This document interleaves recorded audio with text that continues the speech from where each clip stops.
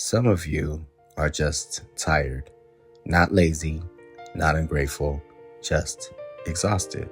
And honestly, there's a difference because you can keep showing up for the world while feeling completely drained inside.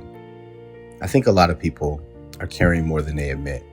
Responsibilities, pressure, disappointment, overthinking, trying to stay strong for everyone else while quietly pouring from an empty place themselves. And after a while, you don't always recognize how worn down you become immediately. Because life keeps moving. People still need things from you. Work still exists. Family still exists. Responsibilities still exist. So you keep going, even when your mind feels tired, even when your soul feels tired. And maybe that's why one particular scripture has always felt so comforting to me during difficult seasons. Because it doesn't come with pressure. It comes with invitation. Matthew 11:28 NLT. Then Jesus said, "Come to me, all of you who are weary and carry heavy burdens, and I will give you rest." And what I love about that verse is that Jesus acknowledges the weight people are carrying, the weariness, the heaviness, the burden. Because sometimes people don't need another lecture. Sometimes they just need rest, not just in your body, but deep within you, mind, body, and soul.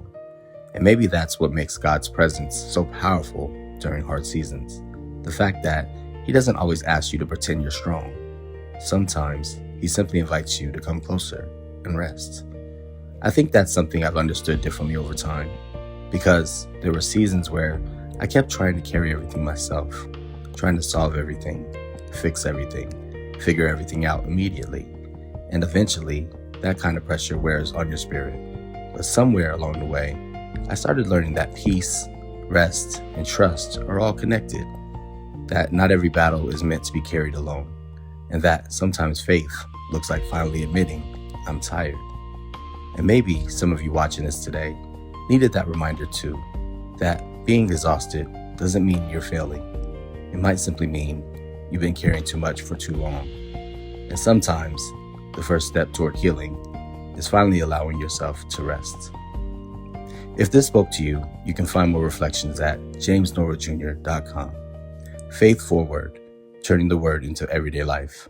Keep reading and keep living, trusting God every step of the way.